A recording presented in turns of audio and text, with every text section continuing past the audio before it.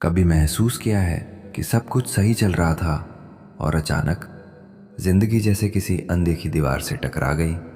जैसे कोई अदृश्य शक्ति आपके रास्ते में कांटे बिछा रही हो। आपने किसी को नाराज नहीं किया, किसी का बुरा नहीं चाहा, फिर भी परेशानियां एक एक कर दरवाजा खटखटाने लगीं। क्या ये सिर्फ इत्तेफाक है या फिर किसी की हाय लग गई? कहते हैं ना, जिसके दिल से निकली बद्दुआ होती है वो सीधा ऊपर जाती है और फिर वापस जमीन पर गिरती है, निशाना बनाकर, बिना चूके। लेकिन क्या वाकई ऐसा होता है या हम बस अपने डर और दुखों को कोई नाम देने की कोशिश करते हैं? हमारे समाज में हाय को हल्के में नहीं लिया जाता। माँ की हाय, बूढ़े बाप की हाय, किसी बेसहारा औरत की हाय, ये सब बातें कहानियों में नहीं, असली जिंदगी में भी लोगों को झकझोर देती हैं। पर मनोविज्ञान क्या कहता है, विज्ञान क्या कहता है, और सबसे बढ़कर इंसानी अनुभव क्या कहते हैं? मान लीजिए एक औरत को उसके पति ने धोखा दिया। उसने कुछ नहीं कहा, बस रोती रही, चुपचाप सहती रही। सालों बाद वो आदमी बुरी बीमारी का शिकार हो गया। समाज क्या कहेगा? उस औरत की हाय लगी है। लेकिन क्या सच में ऐसा है? जब कोई हमें दुख देता है और हम उसे दिल से माफ नहीं कर पाते, तो वो दर्द कहीं ना कहीं, किसी ना किसी रूप में हमारे चारों तरफ एक ऊर्जा छोड़ता है। हम इसे साइंटिफिकली इमोशनल रेजोनेंस कह सकते हैं। जब किसी का दर्द, किसी की पीड़ा एक लहर की तरह फैलती है। ये लहरें नजर नहीं आती लेकिन असर छोड़ जाती हैं। अब सोचिए, अगर आपने किसी को जानबूझकर नीचा दिखाया, उसका दिल तोड़ा, उसकी मेहनत का मजाक उड़ाया और वो इंसान रातों को तड़प कर सोया, रोते हुए भगवान से कहता रहा, इसने मुझे क्यों रुलाया, तो क्या वाकई उसकी उस टूटी हुई आत्मा की पुकार ब्रह्मांड में कहीं दर्ज नहीं होगी? हर धर्म, हर परंपरा किसी न किसी रूप में इस बात को मानती है कि किसी का दिल दुखाना सबसे बड़ा पाप है। लेकिन ऐसा क्यों है? क्यों नहीं कहा जाता कि चोरी मत करो, झूठ मत बोलो, उतनी ताकीद से जितनी बार कहा जाता है किसी का दिल मत दुखाओ? क्योंकि दिल दुखता है तो इंसान की आत्मा कांपती है, और जब आत्मा कांपती है तो वो थरथराहट कहीं ना कहीं ब्रह्मांड में गूंजती है। विज्ञान इसे अभी पूरी तरह नहीं समझ पाया है, लेकिन क्वांटम फिजिक्स ये जरूर कहती है कि हर इमोशन की एक फ्रीक्वेंसी होती है, और इंसानी दुआएं और बद्दुआएं दोनों ही ऊर्जा के उस स्तर पर काम करती हैं जहां शब्दों की जरूरत नहीं होती। अब सवाल उठता है, क्या वाकई एक इंसान की हाय आपके पूरे जीवन को बर्बाद कर सकती है? सीधा जवाब है, अगर आप इमोशनली, स्पिरिचुअली और साइकोलॉजिकली अनअवेयर हैं तो हाँ, क्योंकि तब आप इस सटल एनर्जी को पहचान नहीं पाएंगे और ये धीरे धीरे आपकी जिंदगी में नेगेटिविटी के बीज बो देगी। लेकिन अगर आप अपने कर्मों के प्रति सजग हैं तो आप उस हाय को पहचान भी सकते हैं और उसे दूर करने की ताकत भी रखेंगे। यहाँ एक और बात बहुत गौर करने लायक है। हर बार जब हम किसी की हाय से डरते हैं, क्या हम अपने अंदर झांकते हैं? क्या हम अपने उन कर्मों की पड़ताल करते हैं जिनसे वो हाय निकली, या हम बस डर के मारे कुछ टोटके, पूजा पाठ या ज्योतिषी की शरण में भागते हैं? हकीकत ये है कि हाय से बचने का कोई तावीज़ नहीं होता। उसका एक ही इलाज है, सच्चा प्रायश्चित और भविष्य के कर्मों की शुद्धता। कभी किसी की आंखों में देखिए जिसे आपने ठेस पहुंचाई हो। अगर वो इंसान अब भी आपकी बातों से दुखी है तो जान लीजिए वो दर्द अभी तक हवा में मौजूद है और वो कभी भी किसी भी रूप में लौट सकता है। ये डराने के लिए नहीं कह रहा, ये चेताने के लिए कह रहा हूँ, क्योंकि इंसान अक्सर दूसरों के दर्द को हल्का समझता है और अपने दुख को सबसे बड़ा। लेकिन अगर कोई आपकी वजह से टूटा है और आपने कभी पलटकर माफ़ी भी नहीं मांगी, तो वो हाय नहीं, एक अधूरी कहानी है जो पूरी होने के लिए लौटेगी। लेकिन ज़रा रुकिए, क्या हर दुख, हर परेशानी किसी की हाय ही होती? ज़रूरी नहीं। कभी कभी हमारी खुद की चॉइसेस, हमारी नासमझी, हमारी अनजानी गलतियाँ भी हमें मुसीबत में डालती हैं और हम उसे किसी बद्दुआ का नाम देकर अपनी जिम्मेदारी से बच निकलना चाहते हैं। तो फ़र्क कैसे समझें? अगर आपने किसी का दिल तोड़ा है, किसी के साथ अन्याय किया है और उसके बाद आपकी ज़िंदगी में लगातार बेवजह मुश्किलें आने लगीं, तब आपको ठहर कर सोचना चाहिए, आत्मचिंतन करना चाहिए। क्या आपने किसी की आह कमाई है? लेकिन अगर आपने सब कुछ सही किया है फिर भी चीज़ें बिगड़ रही हैं, तो शायद ये एक पाठ है, एक सबक, एक स्पिरिचुअल ग्रोथ का हिस्सा है। हमारे बुजुर्ग कहते थे, जिसने दिल से बद्दुआ दी है उसकी हाय ज़रूर लगती है। लेकिन उसी के साथ वो ये भी कहते थे, जिसने दिल से माफ़ किया है उसकी दुआ भी अमृत बनकर बरसती है। तो क्या हम दूसरों की हाय से डरें?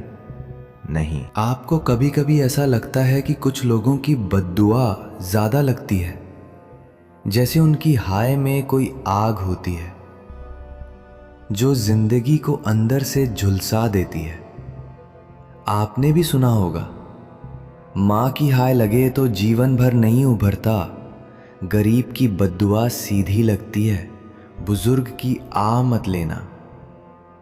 लेकिन क्यों कुछ लोगों की हाय दूसरों से ज़्यादा ताकतवर मानी जाती है? अब सोचिए, दो लोग एक ही दर्द से गुजरते हैं, एक दिल से बद्दुआ देता है, दूसरा नहीं। और अगर दोनों ही आपके प्रति नकारात्मक ऊर्जा छोड़ते हैं तो असर अलग अलग क्यों होता है? इसका जवाब छुपा है उस भावना की गहराई में जिसके साथ हाय निकलती है।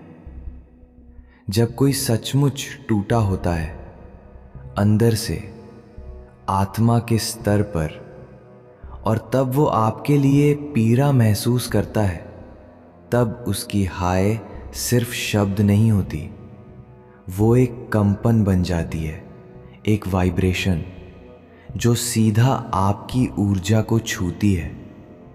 ये एनर्जेटिक हिट तब और घातक होती है जब वो इंसान मासूम होता है, जिसका आप पर कोई पावर नहीं था, लेकिन फिर भी आपने उसका दिल तोड़ दी। माँ बाप, गरीब, बेसहारा, या वो लोग जो केवल दिल से जुड़ते हैं। ये लोग जब हाय देते हैं तो उनकी आत्मा से वो दर्द निकलता है जो शब्दों से परे होता है। ये बद्दुआ किसी तंत्र मंत्र से नहीं जुड़ी होती, बल्कि ब्रह्मांड के उस नियम से निकलती है जिसे हम आज तक साइंस में पूरी तरह समझ नहीं पाए। इससे जुड़ा एक गहरा साइकोलॉजिकल प्रिंसिपल है, इमोशनल चार्ज। जब कोई व्यक्ति गहरे भावनात्मक तनाव में होता है और उसकी चेतना एक इंटेंस अवस्था में पहुंचती है, तब जो भी वो सोचता है, कहता है या चाहता है, वो ब्रह्मांड में एक इंटेंट की तरह वाइब्रेट करता है। अब अगर उस भाव में पीड़ा है, अन्याय है और बद्दुआ है, तो वो एनर्जी न्यूट्रल नहीं रहती, वो दिशा पाती है। और अगर वो आपके प्रति है तो वो लौट कर आएगी। सवाल सिर्फ ये है, आप उसे कब और कैसे झेलेंगे। क्या ये हर किसी के साथ होता है? नहीं, क्योंकि हर कोई इमोशनली इतने गहरे स्तर से महसूस नहीं करता। कुछ लोग सिर्फ गुस्से में गालियां देते हैं, बद्दुआएं देते हैं, लेकिन वो भावनात्मक रूप से उतने इंटेंस नहीं होते, इसलिए उनकी हाय अक्सर सतही रह जाती है। लेकिन अगर किसी ने खामोशी से आपकी तरफ देखा, आंखों में आंसू थे और लफ्ज सिर्फ एक थे, भगवान तुझे देख रहा है, तो समझिए वो बद्दुआ असर करेगी, क्योंकि उसमें क्रोध से ज्यादा पीड़ा की सच्चाई थी। यही कारण है कि हम कहते हैं माता पिता की हाय मत लेना, क्योंकि उनका प्यार निस्वार्थ होता है, और जब वही प्यार उलटकर बद्दुआ में बदल जाए तो उसका असर दोगुना होता है। इसी तरह जो व्यक्ति आपकी भलाई के लिए कभी प्रार्थना करता था, अगर वही कभी दिल से आपके खिलाफ बद्दुआ दे दे, तो वो हाय नहीं, टूटे हुए विश्वास का श्राप बन जाती है। अब सवाल है, क्या हम इस हाय से बच सकते हैं? हाँ, लेकिन सिर्फ डर से नहीं, दिखावे से नहीं और पाखंड से बिल्कुल नहीं। इससे बचने का सिर्फ एक रास्ता है, साफ नीयत और कर्मों की सच्चाई। आपको हर इंसान को खुश रखना जरूरी नहीं, लेकिन अगर आप किसी को दुख पहुंचाते हैं तो उस दर्द की कीमत चुकाने के लिए तैयार रहिए, चाहे वो आपको गिल्ट के रूप में मिले या किसी अनजानी तकलीफ के रूप में। लेकिन यहां एक बात और बहुत जरूरी है, क्या हर बदुआ असर करती है? नहीं, हर बदुआ असर नहीं करती, क्योंकि कई बार देने वाले का इंटेंट ही अशुद्ध होता है। बदुआ अगर ईगो, जलन, लालच या स्वार्थ से निकली हो तो उसका असर बहुत कम होता है, क्योंकि ब्रह्मांड सिर्फ प्योर इमोशंस को एब्जॉर्ब करता है। नकली चीख, नकली रोना और झूठी पीड़ा सिर्फ लोगों को मूर्ख बना सकती है, ब्रह्मांड को नहीं। इसलिए कुछ लोग लाख रोते हैं, चिल्लाते हैं, पर उनकी हाय असर नहीं करती, क्योंकि वो सच नहीं, सिर्फ नाटक कर रहे होते हैं। वहीं दूसरी ओर एक गरीब औरत जिसके पास ना कोई जुबान है, ना कोई ताकत, अगर वो दिल से कह दे भगवान तुझे देखे, तो वो ब्रह्मांड के दरबार में सीधी सुन ली जाती है। ये वो जगह है जहां इंसानी न्याय रुकता है और कर्मों का न्याय शुरू होता है। एक और बात गौर करने वाली है, अगर कोई बार बार दूसरों को हाय देता है, हर बात पर बदुआएं देता है, तो क्या उसकी हाय कमजोर नहीं पड़ जाती? बिल्कुल, क्योंकि तब वो इमोशन रेयर नहीं रहता, वो रोजमर्रा का हिस्सा बन जाता है, और ब्रह्मांड रेयर और इंटेंस भावनाओं पर ही ज्यादा ध्यान देता है। इसीलिए वो इंसान जिसकी आत्मा से कभी आवाज नहीं निकली, अगर एक बार सच्चे दिल से कुछ कह दे तो वो हिला सकता है पूरी व्यवस्था को। तो क्या आप अब भी सोचते हैं कि हाय सिर्फ एक अंधविश्वास है? शायद नहीं। शायद अब आप समझ रहे हैं कि हर बद्दुआ असर नहीं करती, लेकिन जो सच्चे दर्द से निकली हो, जो न्याय की पुकार हो, जो टूटी हुई आत्मा की चीख हो, वो बद्दुआ नहीं, कर्मों का जवाब होती है। अब सोचिए, क्या आपने ऐसी किसी आत्मा को दुख दिया है? क्या कहीं कोई इंसान आज भी आपकी वजह से अकेले में आंसू बहाता है? अगर हां, तो वक्त है कुछ करने का। माफी मांगिए, माफ करिए, और अगर वो माफ न करे तो अपने कर्मों को इस कदर शुद्ध कीजिए कि ब्रह्मांड को खुद लगे आपने अपने हिस्से का पश्चाताप कर लिया। वरना वो हाय जो आज सिर्फ हवा में है, कल आपके ही दरवाजे पर दस्तक दे सकती है। कहते हैं जब तक सांस चल रही है तब तक चमत्कार संभव हैं। तो क्या अगर किसी की हाय लगने से पहले हम पछताएं सच्चे मन से, तो क्या वो हाय रुक सकती है? क्या अच्छे कर्म, पश्चाताप या प्रार्थना उस असर को मिटा सकते हैं जो एक टूटे हुए दिल की चीख से उपजा है? ये सवाल सिर्फ दार्शनिक नहीं, बहुत ही व्यावहारिक है। आपने भी कभी न कभी ऐसा महसूस किया होगा, आपने किसी को दुख पहुंचाया, फिर उसी रात बेचैनी ने आपको सोने नहीं दिया। आपने भीतर से महसूस किया कुछ गलत हुआ है मुझसे, और अगले ही दिन आप उस इंसान से माफ़ी मांगने पहुंच गए। सवाल ये है, क्या वो पश्चाताप सच्चा था? अगर हाँ, तो जान लीजिए आपने उस हाय के असर को बहुत हद तक रोक लिया। क्योंकि इंसान जब दिल से पछताता है तो उसकी चेतना बदल जाती है, उसका कंपन, उसकी ऊर्जा, उसका फील्ड बदल जाता है। और यही कंपन तय करता है कि ब्रह्मांड की कौन सी शक्ति आपके करीब आएगी, बद्दुआ या क्षमा। पछतावा सिर्फ शब्द नहीं है, ये एक थरथराहट है जो आत्मा में महसूस होती है। लेकिन ध्यान रहे, सिर्फ जुबान से सॉरी कह देने से कुछ नहीं होता।